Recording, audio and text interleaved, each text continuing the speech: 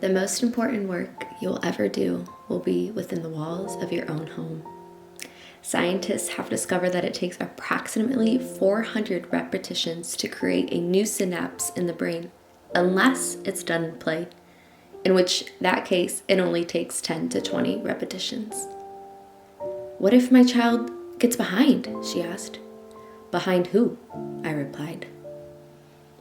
"You shall then teach them diligently unto your child, and you shall talk of them when you sit in your home, and when you walk by the way, and when you lie down, and when you rise up." Deuteronomy 6:7.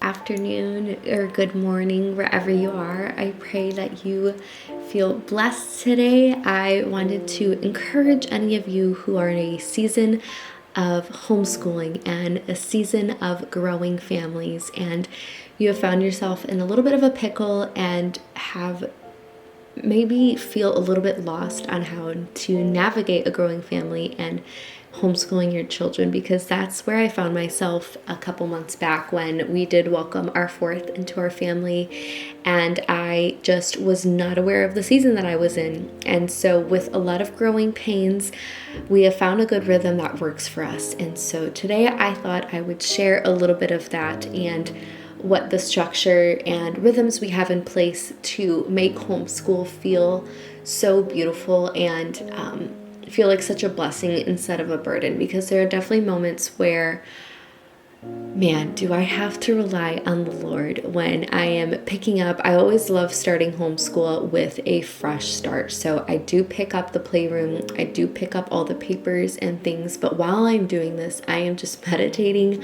on God's word and just asking him for wisdom to see where my child might be struggling, ways that I could better help them, ways that we could best move our bodies to be able to learn, ways that I can explain things in a different way. I am just always praying for wisdom, especially when homeschooling, and patience. Patience, I think, is probably the thing I pray for the most, and a gentle and quiet tongue.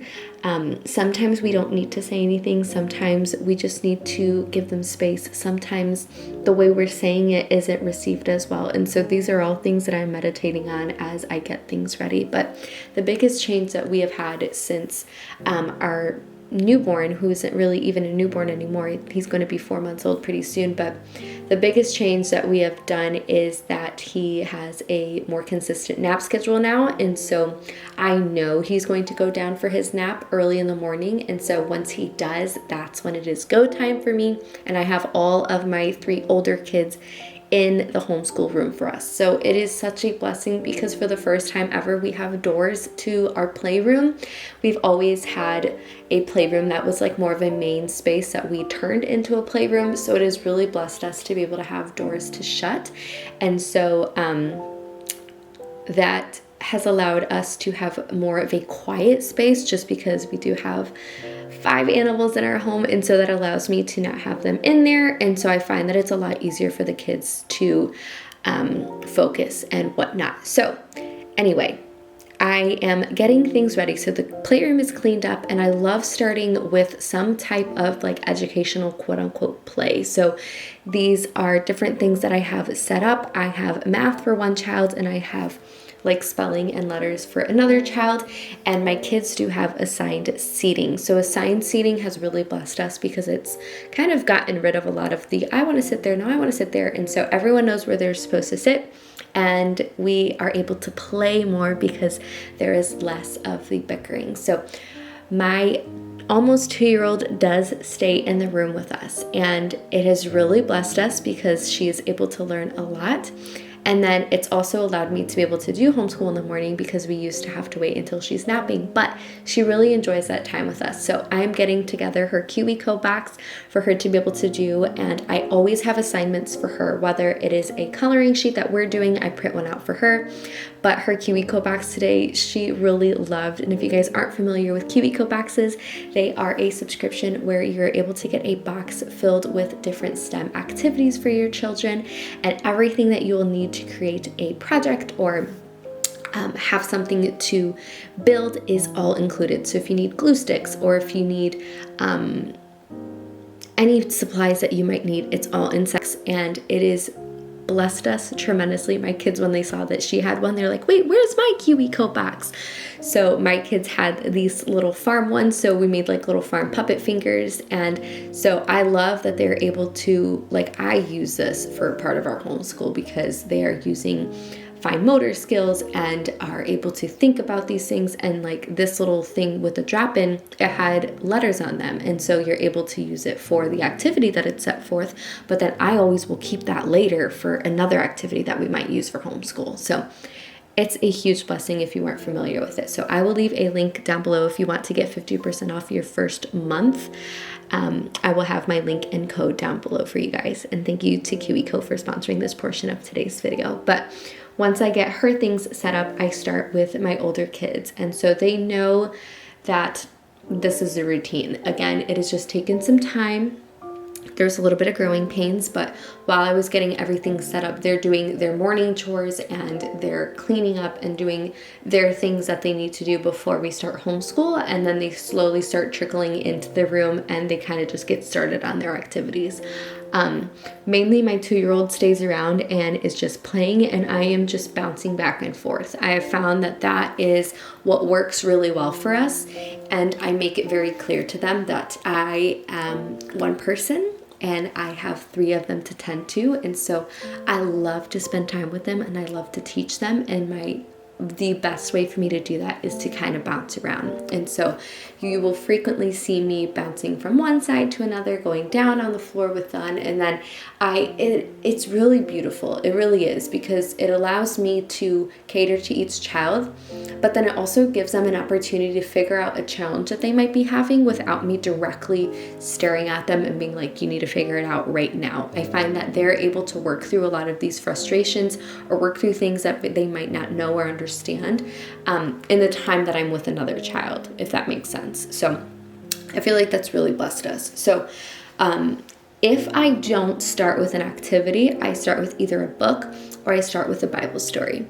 And so again, know the season that you're in. And my favorite thing about homeschooling is being able to cater to the needs of my children and be able to, in a second, make a decision of whether I want to change something or not.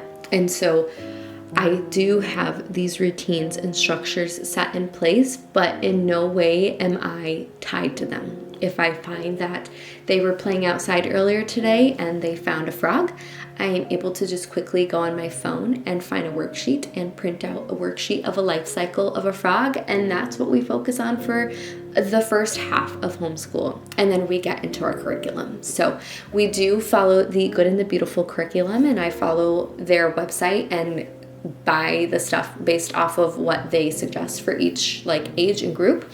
But I also do have a lot of other ways that I supplement. The KiwiCo boxes is one of them. I have several worksheets and different things that I will just print out on the fly. And then I love Amazon for different resources. My children have had a lot of birthdays. They have birthdays pretty close together. And we generally ask for no gifts or for books, but recently, I've actually been asking for homeschool supplies. So I have a little running list of things that I think would be a blessing to have in our playroom for homeschooling. And so if anyone asks, I always just give them that list, and it always really blesses us because it's given us the opportunity to use different things that I normally wouldn't really think are necessary to have. I do like to think I have a more minimal approach when it comes to homeschooling supplies, but I have been able to get a couple of those extra things surely because people have gifted it as a gift. But I'm huge on having everything that I need in my little area. So I got this beautiful table off of Facebook Market about 6 months or so ago. We kept it in storage and I just knew it would be perfect for the homeschool room.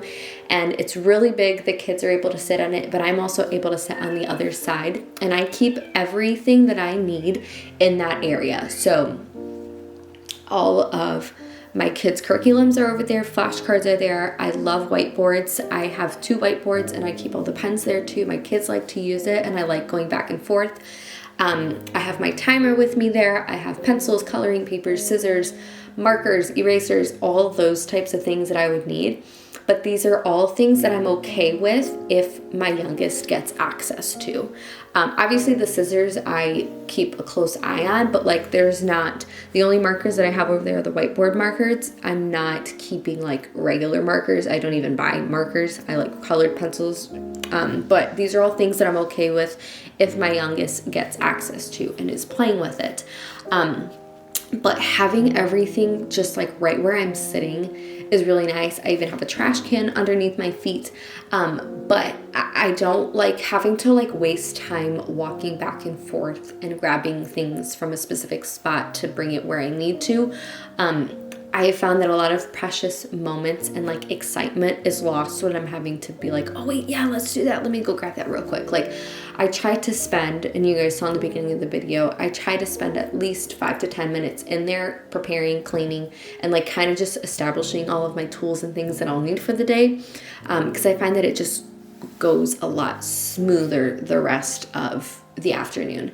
And one little thing that I've done that has really blessed us is when I'm teaching something, once we're done, I have my child bring a stuffed animal or something and have my child teach what they were just taught, or have them teach me, or have them do or like mimic what I'm doing and they do it to me. And so I was working with this child on spelling and writing, and this child actually wanted to do what I was doing, which I was like, oh my gosh, this is a really big deal. So you will see me in the video, but I ended up doing a really happy dance because I was like blown away. And I wish more mothers talked about how satisfying and how fruitful it is when you actually see your child learning these really big milestones and accomplishing them. And you get to do it together. I think nothing has brought me more joy than actually being able to teach my children. So here are some of the resources that I have. I like using a lot of these like printing ones that you can buy on Amazon for a lot of like handwriting work and like just work that I feel like we just need to practice every single day. I don't care if my child knows how to do all of these letters. Like I just like having them work on it every day. And then I always keep out these different drawings. My kids love to draw, so I have these like guided drawings from the Good and the Beautiful. And these are again just things that I keep out that they have access to while we're working on things in between. So we had already wrapped up kind of like our morning activities. So they had already done their morning activities, I don't think at this point we had done a reading yet. I tried to record as much as I could without it distracting from what I needed to do. So I did not get full footage of everything that we were able to complete this day, but I tried my best to get what we could. So we start off our morning. I'd say the first 30 minutes we are kind of doing like some activity together, whether that's them filling out individually, doing one of these lessons or worksheets, or a guided activity or play, and then we will read together, and then I will do a Bible story, and then that kind of like primes us and preps us to start the curriculum, which we follow with the Good and the Beautiful, and that really helps guides us. And then from what we learn in that, I'm able to really play on it and expand. So if I have a child that's learning blending specific words or how to add double digits or whatever, I will like take that and incorporate it into what I do later in the afternoon or later into the day.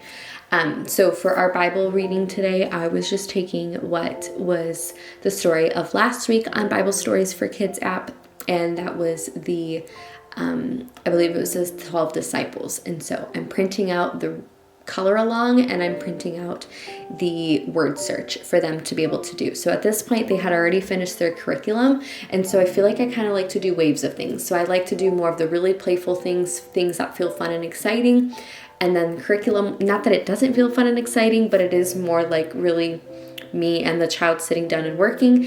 And then coming out of that, I did a Bible story, and then they're filling out and doing a coloring sheet before we move on to the next section. So I feel like I kind of sandwich things in. So if we're going to do something that requires more focus and attention, I try to sandwich that with an activity that's more fun and enjoyable, like coloring or a like quote unquote toy that they would be playing with.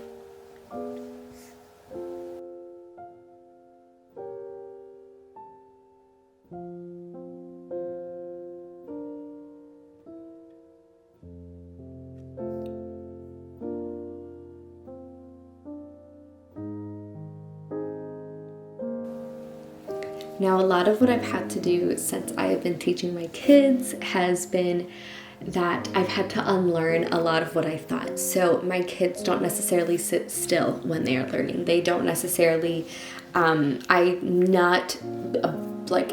yes, I have these desks, but I don't mind if they're sitting on top of the desk. I don't mind if they're jumping up and down. I have really had to think outside of the box, and I myself have really had to make it as enjoyable as possible. So I love doing these little puppet shows. You guys have seen me if you follow me on Instagram. I do these almost every single day. These Dutch doors have allowed me to do those in a more elaborate way. I did one of Paul escaping, and he had to go down a basket, so I tied a bunch of string together and made him go down a basket. It really doesn't take me much time to do this. It takes probably 5 minutes, and the prep work is really fun, and they really enjoy it, and I feel like it really lifts up their spirit and keeps them focused for another 30 minutes. So after we finished that, I did some story, and we're getting ready to pretty much wrap up being inside the quote-unquote classroom.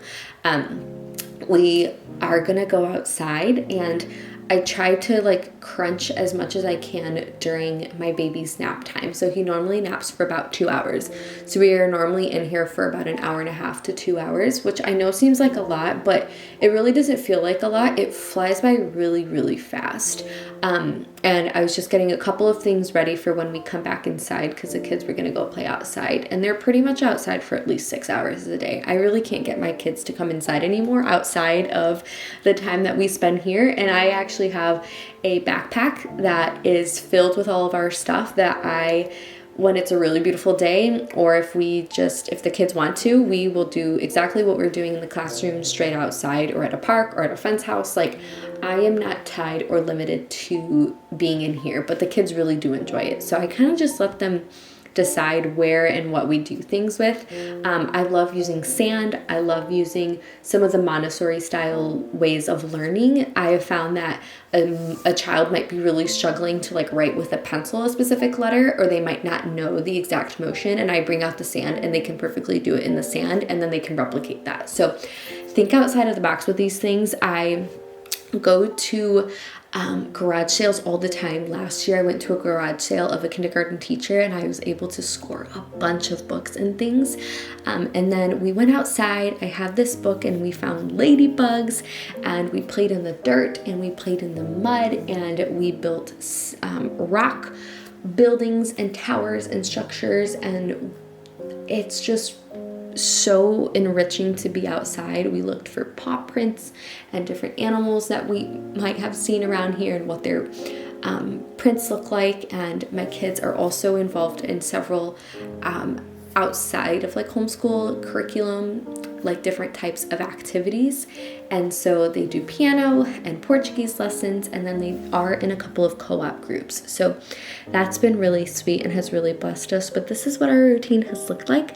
I will have a link to Cubico if you guys want to get 50% off your first month. If you want to explore that, use it to help supplement your homeschool. Or if you're not homeschooling, we used it before we did with your littles or your littles or your old. It is for people 0 all the way to 99 years old. It is an amazing resource. So I'll have that link down below. Let me know what your routine is. I love you. Be blessed. And I will see you in my next video.